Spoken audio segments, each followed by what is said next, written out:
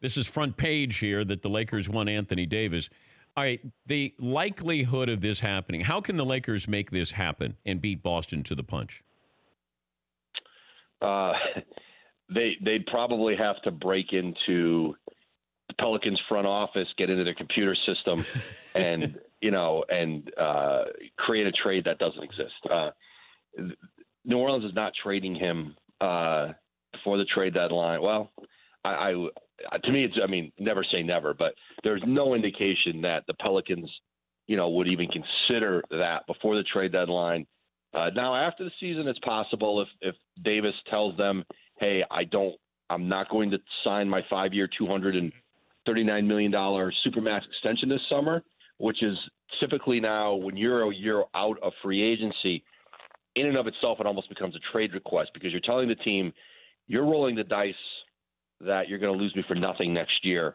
And typically, if you were going to trade an Anthony Davis, you'd want to do it around the draft. If you were getting picks from a team in that draft, you'd want to be able to select the players. And, you mentioned in the intro the idea that, they can't – Boston, because they have the Supermax off deal with Kyrie Irving, they can't have two guys on it. And so at the same time, but you could agree in principle to a deal around the draft and not execute it till after July 1 if you wanted to get at Boston's picks this year. But right now, the Pelicans are still trying to do deals to improve the team around Davis. They've had a lot of injuries. I think they think when they're healthy, they're a middle-tier Western Conference contender in a group with a bunch of other teams. Now, is that enough for Anthony Davis? That remains to be seen.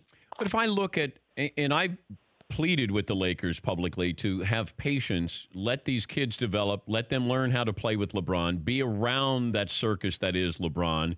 But, it feels like, Magic is such a competitor that he, hey, I want to make this team great. And I just feel like they may cash in some of these kids there, the chips with these kids. I don't know if it feels like Ingram doesn't really fit here.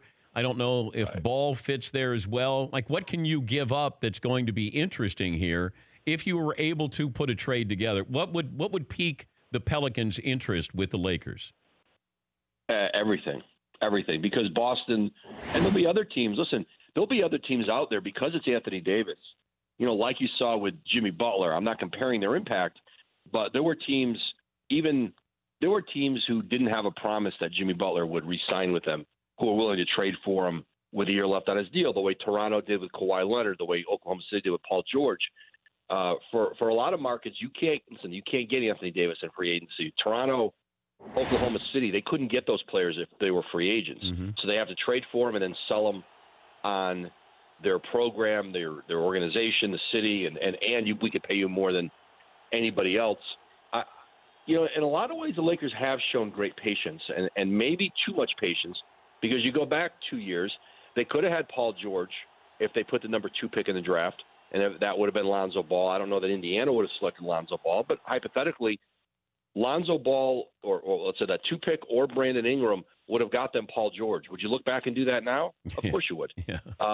Kawhi Leonard last summer, they could have put Brandon Ingram and I don't think San Antonio had great interest in Ball, but there was a package they could have put together to get them Kawhi Leonard. Do you think Kawhi would have left in free agency once he was in L.A.? He probably wouldn't have. So they have shown patience holding on to those players, but there's no question they'll cash him in for Anthony Davis.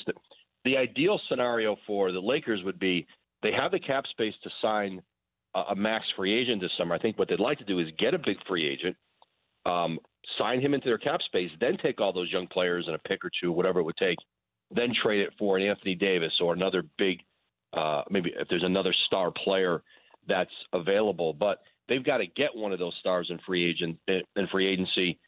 I'm not sure who they're the front runner for now. So if they don't get one this summer, then there's going to be great pressure for them to get another star to pair with LeBron, and obviously there's none bigger out there than Davis. For more Dan Patrick Show, tune to Audience Channel 239 on DirecTV or download the Dan Patrick Show app.